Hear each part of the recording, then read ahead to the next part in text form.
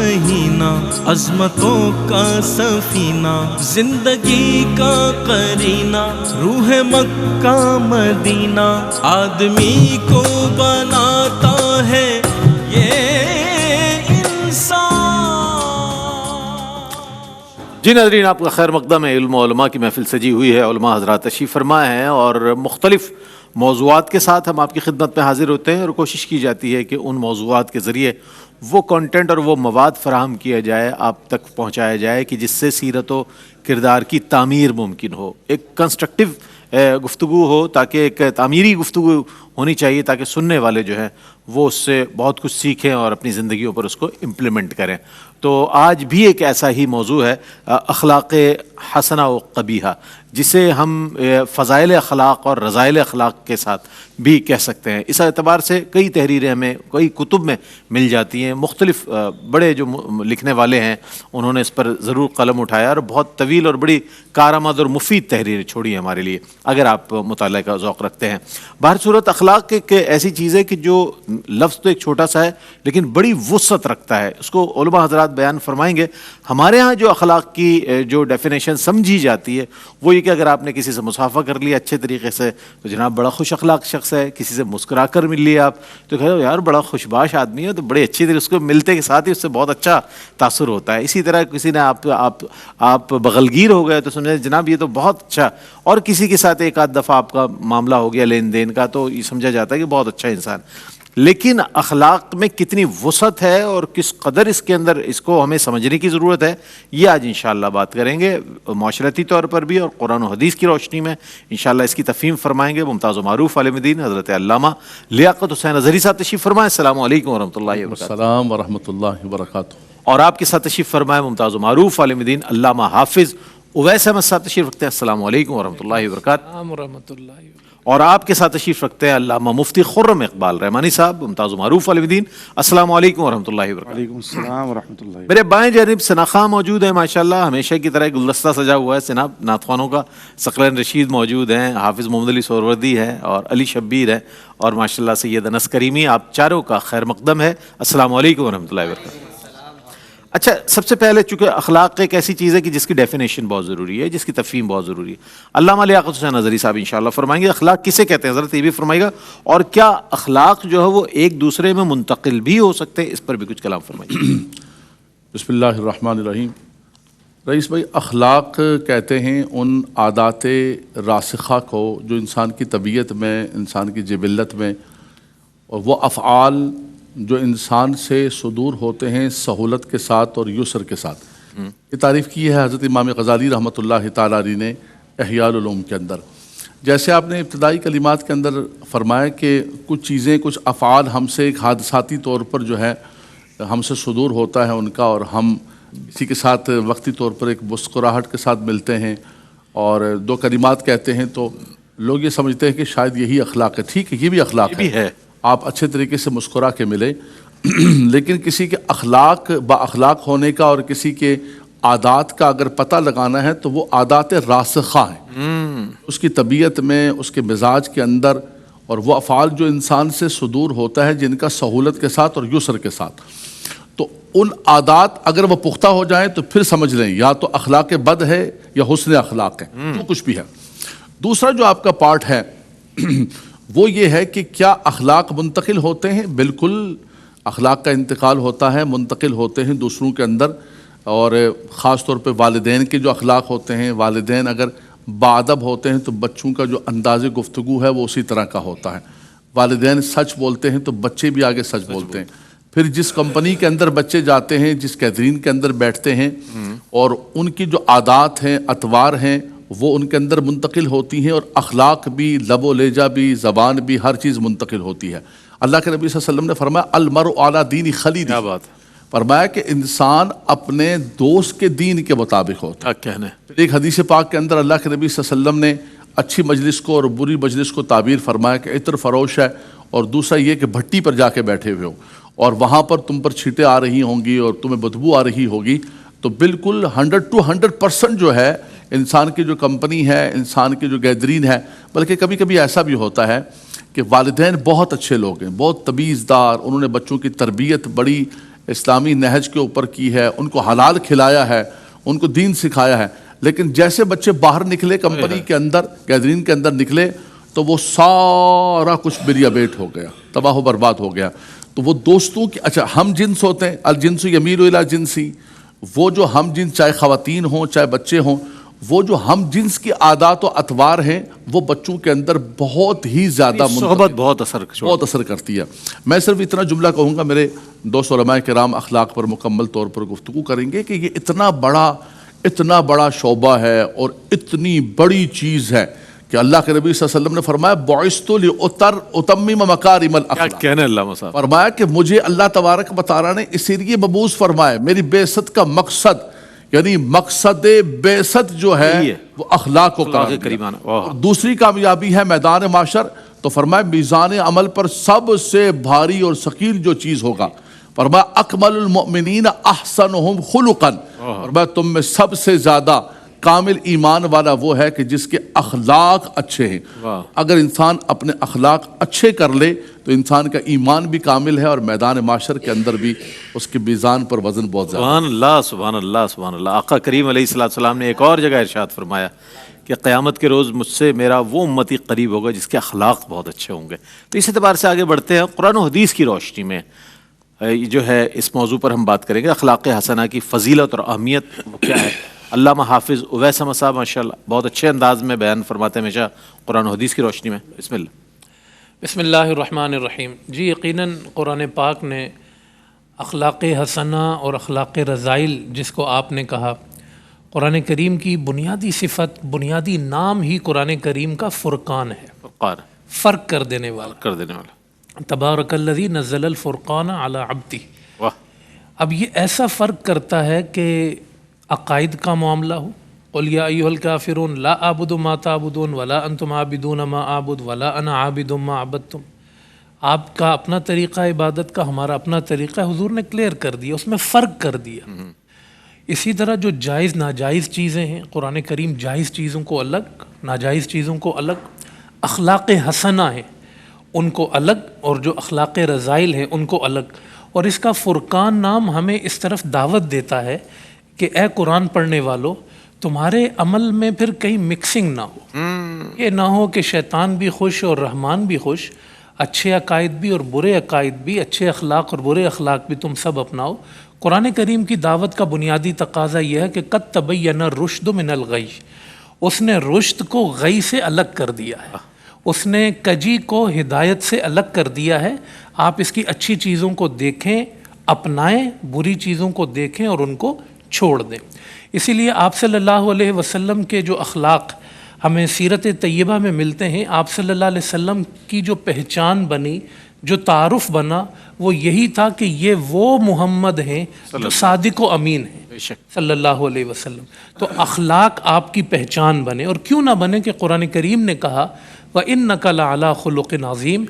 ہم نے جو آپ کا شیرہ تیار کیا ہے اور جس بشری قالب میں آپ کو ڈھالا ہے، تو ہم نے آپ کے اندر اخلاق کو گون دیا ہے.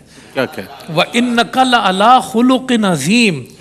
اخلاق کے آپ محتاج نہیں ہیں کہ آپ جو ہے نا وہ اچھا کام کریں گے تو آپ اچھے ہوں گے. نہیں، مصطفیٰ آپ کو ایسا بنایا ہے جو آپ کریں گے وہ اخلاق بن جائے. اخلاق اپنے اچھے ہونے میں آپ کے محتاج ہیں، آپ اخلاق کے محتاج نہیں. وَإِنَّكَ لَعَلَىٰ خُلُقٍ کا یہ مطلب ہے. اللہ کے معنی ہوتے ہیں اوپر سے آنا. تو حضور اخلاق پر فائز ہے، حضور اخلاق پر سوار ہے. حضور صلی اللہ علیہ وسلم جو کر دیتے ہیں وہ اچھا ہو جاتا ہے، جو چھوڑ دیتے ہیں برا ہو جاتا ہے. یہ مقام ہے اخلاق میں پیارے آقا صلی اللہ علیہ وسلم، جس کی طرف اللہ پاک نے اس آیت کریمہ میں ارشاد فرمایا اور اس حقیقت کو بھی بیان کیا. فَبِمَا رَحْمَةٍ مِّنَ اللَّهِ لِنْتَ لَهُمْ وَلَوْ كُنْتَ فَظًّا غَلِيظَ الْقَلْبِ لَانفَضُّوا مِنْ حَوْلِكَ. اے حبیب، یہ جو جھرمٹ لگا رہتا ہے، یہ جو کشاں کشاں لوگ آتے ہیں اور وہ جو ایک دفعہ آتے ہیں پھر جاتے نہیں ہیں، جی زید بن حضرت حارثہ کو دیکھیں، چھوٹا سا بچہ حضور کے پاس آیا ہے، باپ کو چھوڑ دیا، چچا کو چھوڑ دیا، خاندان چھوڑ دیا، فیملی چھوڑ دی، مصطفیٰ کو نہیں چھوڑا. جو آپ کے پاس آ لیکن ان کے لیے اوپن آپشن تھا، جانا چاہیں تو چلے جائیں، لیکن نہیں، جب آ گئے نا ان کی مسکراہٹ کا اسیر ہو جائے، جو ان کے دامن میں وابستہ ہو جائے. اخلاق ہی ایسے ہیں، آپ کے ارد گرد سے یہ کبھی چھٹتے نہیں ہیں، اور یہ صفت مصطفیٰ قیامت تک ہے. آج بھی اگر کوئی مدینے میں کھچا چلا جاتا ہے اخلاق مصطفیٰ کی وجہ سے سبحان اللہ سبحان اللہ. وہ جو اخلاق مصطفیٰ کی تاثیر اس مدینے کی فضاؤں میں ہے، مکے کی فضاؤں میں ہے. وَلَوْ كُنْتَ فَظًّا غَلِيظَ الْقَلْبِ لَانفَضُّوا مِنْ حَوْلِكَ. اور پھر کیوں نہ ہو، الرحمن علم القرآن، اس نے ادب سکھایا ہے مصطفیٰ کو. بچوں کو ماں باپ سکھاتے ہیں. میرے مصطفیٰ تو جب پیدا ہوئے تو والد نہیں تھے، کچھ عرصے میں والدہ چلی گئیں. اخلاق مصطفیٰ کی تربیت خود رب نے کی ہے اور ایسا ادب سکھایا ہے. خذ العفو وامر بالعرف واعرض عن الجاہلین. آپ کہاں جاہلوں کے پیچھے پڑتے ہیں، چھوڑیں ان کو، رہنے دیں، معاف کر دیا کریں، درگزر کر دیا کریں. تو حضور بھی بس ایک مسکراہٹ دیتے تھے، معاف کر دیتے. لا تثریب علیکم الیوم. وہ سارا بچپن سے جوانی سے ستایا ہوا معاملہ ایک جملے میں کہا. بھائی یوسف کا جملہ نقل کرتا ہوں، لا تثریب علیکم الیوم، معاف کرتا ہوں، معاف کرتا ہوں، معاف کرتا ہوں.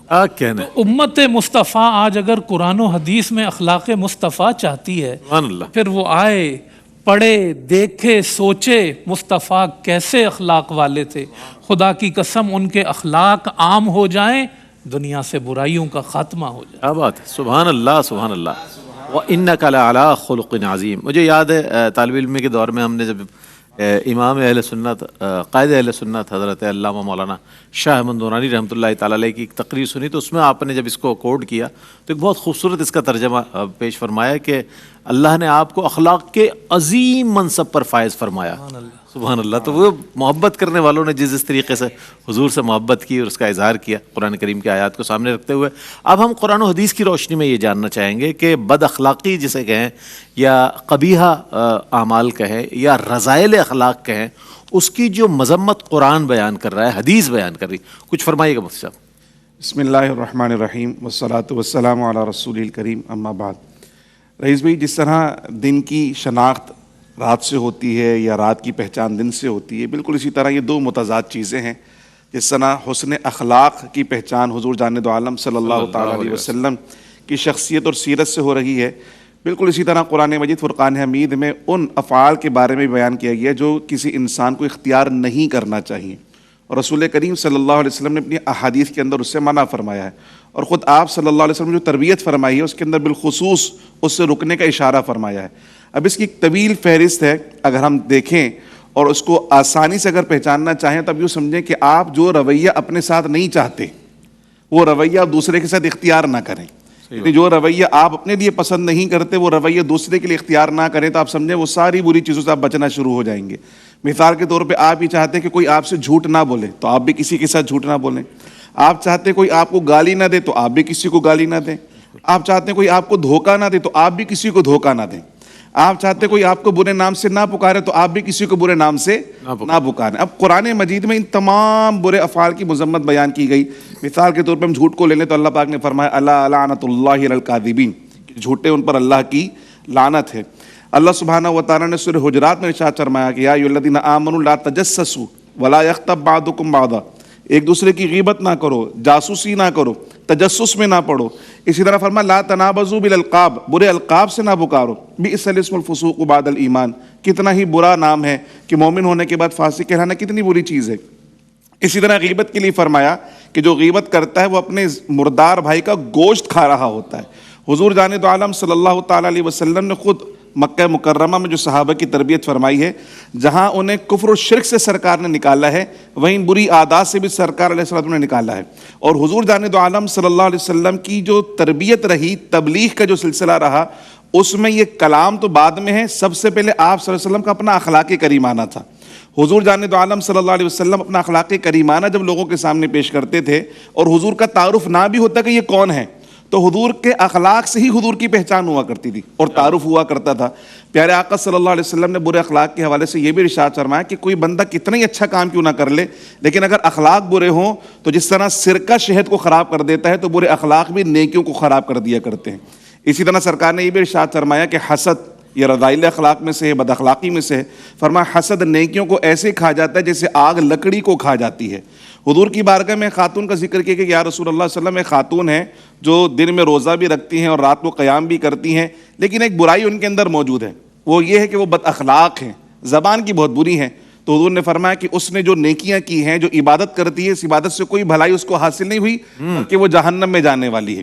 تو یہ بد اخلاقی جو ہے یہ انسان کی عبادات کو بھی ضائع کر دیتی ہے، اس کی نیک نامی کو ضائع کر دیتی ہے، سوسائٹی کے اندر اس کا وقار مجروح کر دیتی ہے. نہ صرف دنیا کے اندر وہ رسوا ہوتا ہے بلکہ آخرت کی رسوائی بھی اس کا مقدر بن جاتی ہے. کیا کہنا ہے، بہت اچھے انداز میں جو مذمت ہے قرآن و حدیث کی روشنی میں، اور واقعتاً یہ بات ہے ہم توجہ نہیں کرتے. اللہ کرے کہ ہماری توجہ قرآن کریم کی جانب ہو جائے. اگر ہم ہماری معمولات زندگی میں جو چیزیں ہم کر رہے ہیں اس کے حوالے سے آئینہ تو قرآن ہے، حضور علیہ السلام کی ذات والا صفات ہے. سورہ حجرات کو سامنے رکھیں، اس کے مضامین کو دیکھیں، پھر اپنے آپ کو سامنے رکھیں کہ آپ اس کا اپنے احتساب کریں اپنے عمل کا، تو آپ کو اندازہ ہوگا ہم کہاں کہاں غلطیاں کر رہے ہیں. اس میں اخلاقیات کے بڑے زبردست چیزیں موجود ہیں، ہمیں کیا کیا کرنا ہے کیا نہیں کرنا، اس حوالے سے پورا قرآن موجود ہے. لیکن سورہ حجرات کا آپ نے حوالہ دیا، بڑا کمال ہے. ایک مختصر سا وقفے کے بعد لوٹتے ہیں. مجھے امید ہے آپ کا اور ہمارا ساتھ رہے گا. جی ناظرین، آپ کا خیر مقدم ہے. علم و علماء کی محفل سجی ہوئی ہے. فضائل اخلاق اور رذائل اخلاق کے حوالے سے بات ہو رہی ہے آج، اور انشاءاللہ کنٹینیو کریں گے گفتگو کو. کلام شامل کر رہے ہیں ہمارے چاروں ثناء مل کر کلام پیش کریں گے. بسم اللہ. نعمتیں بانٹتا جسم وہ ذیشان گیا، ساتھ ہی منشی رحمت کا قلم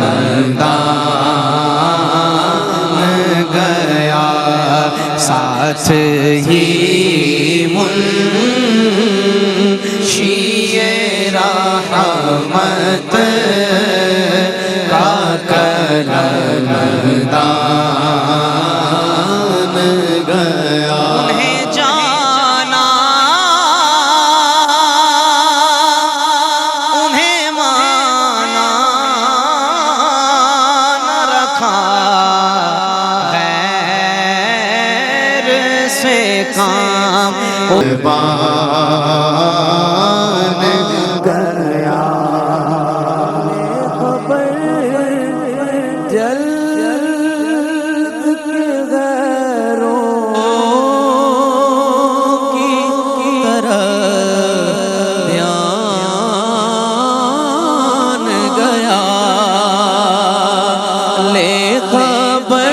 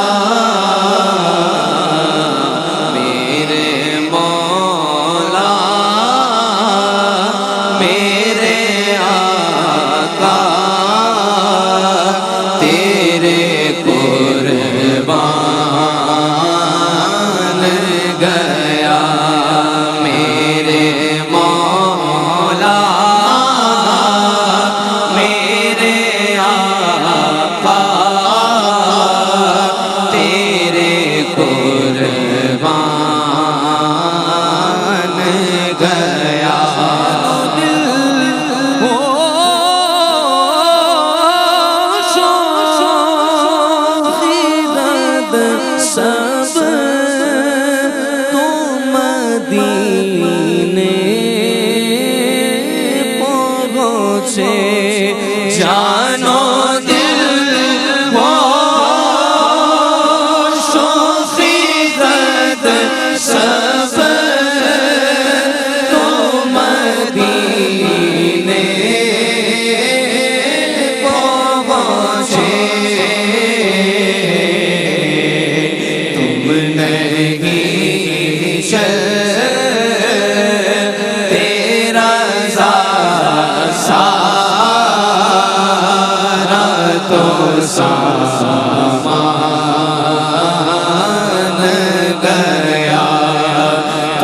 نہیں چل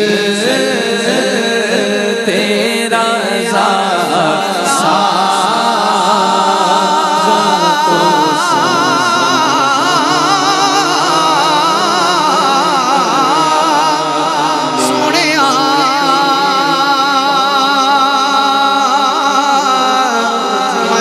مدینے والے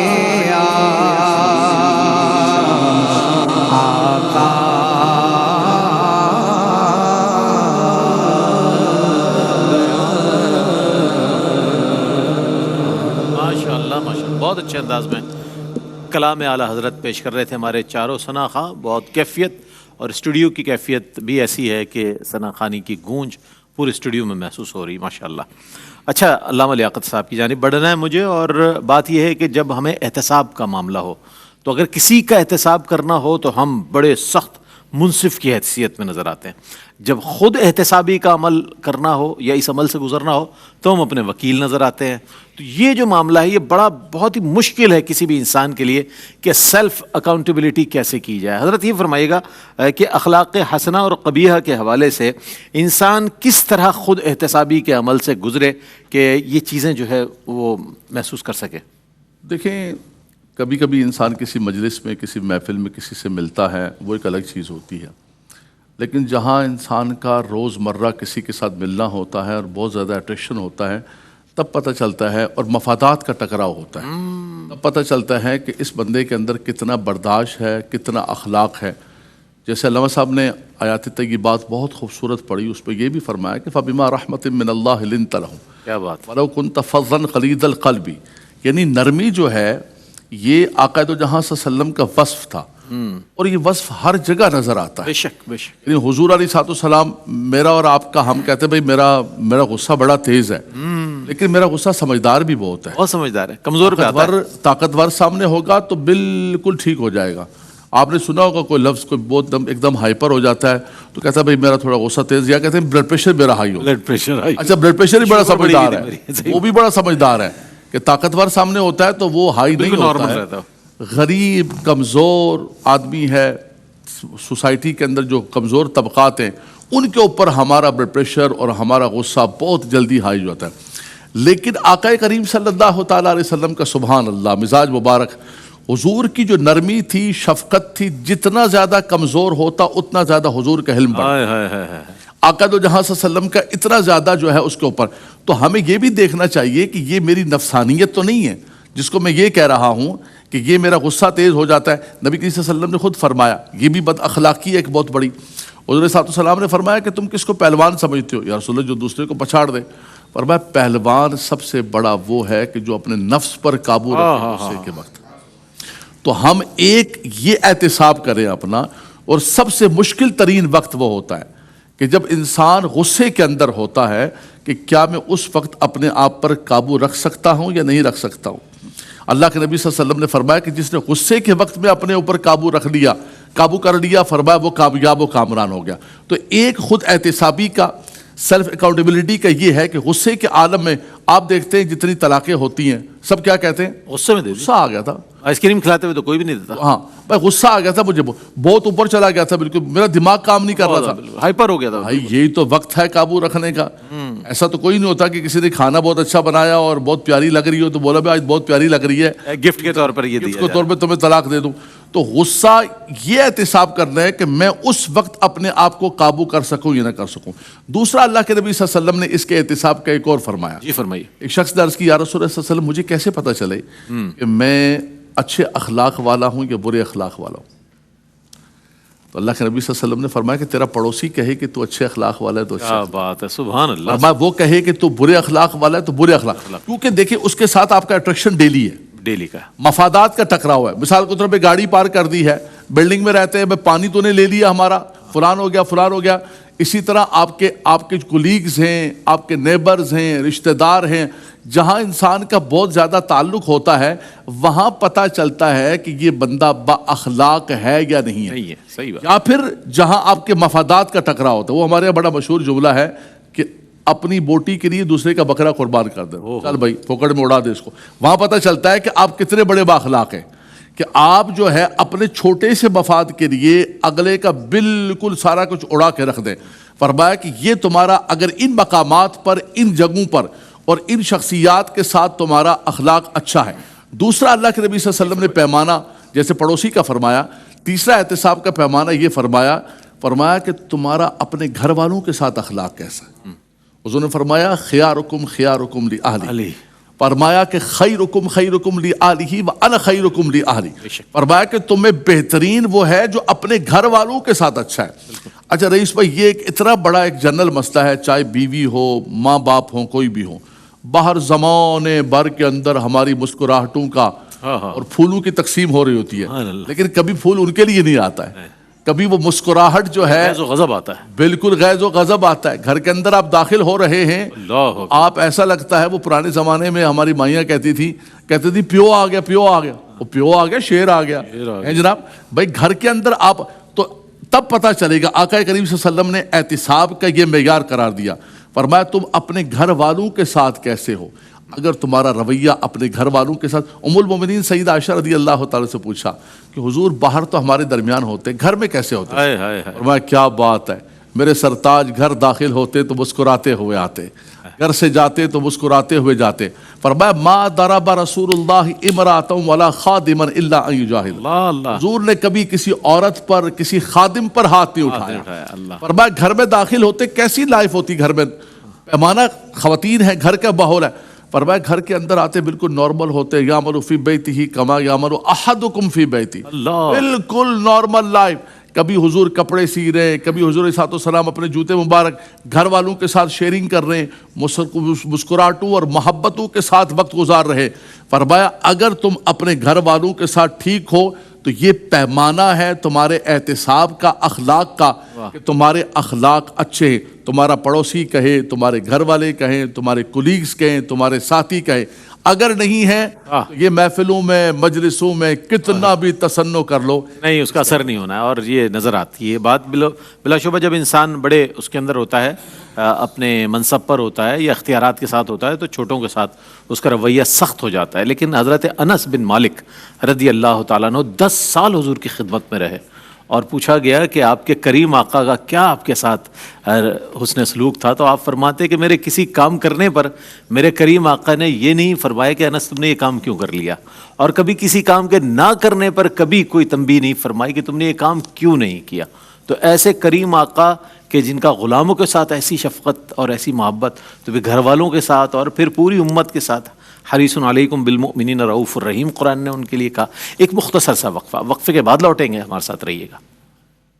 رحمتوں کا مہینہ، عظمتوں کا سفینہ، زندگی کا قرینہ، روح مکہ مدینہ، آدمی کو